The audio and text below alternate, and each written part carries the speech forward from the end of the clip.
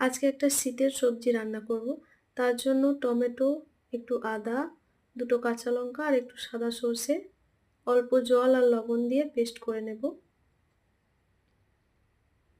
এবার কড়াইতে তেল দিয়ে দিয়েছি আর দিলাম গোটা জিরে আর শুকনো লঙ্কা। এরপর দেব শিম। হ্যাঁ, আজকে একটা শিমের একটা নতুনত্ব রেসিপি আমরা রান্না করব। শিমটাকে ভালো করে ভেজে নেব।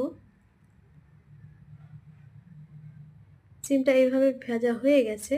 এরপর এর মধ্যে লম্বা লম্বা করে কেটে রাখা আলু দিয়ে দেবো। হ্যাঁ, আলুর পরিমাণটা আমার এখানে বেশি হয়ে গেছে, তো আলুর পরিমাণটা একটু কম হতো। তো ঠিক আছে, তো আলুটাকে সিমের সঙ্গে ভালো করে ভেজে নেব।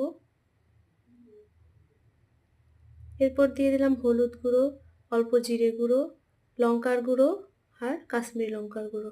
হ্যাঁ, এখানে মশলাটা একদম অল্প অল্প দিতে হবে, গুঁড়ো মশলাগুলো। এরপর স্বাদ মতো লবণ দিয়ে দিলাম।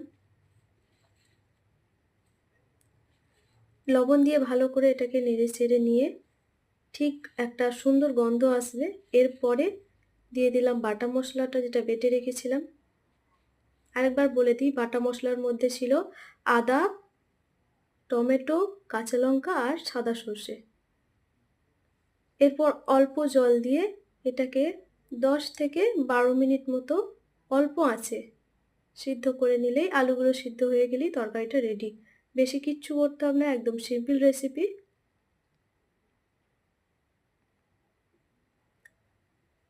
আলুগুলো আমার সিদ্ধ হয়ে গেছে, মানে তরকারিটা একদম রেডি।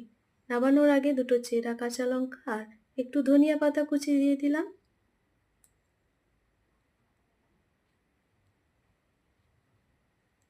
এবার এটাকে নামিয়ে নেব। তো রেসিপিটি ভালো লাগলে ভিডিওটি শেয়ার করবেন, চ্যানেলে নতুন হয়ে থাকলে চ্যানেলটি সাবস্ক্রাইব করবেন।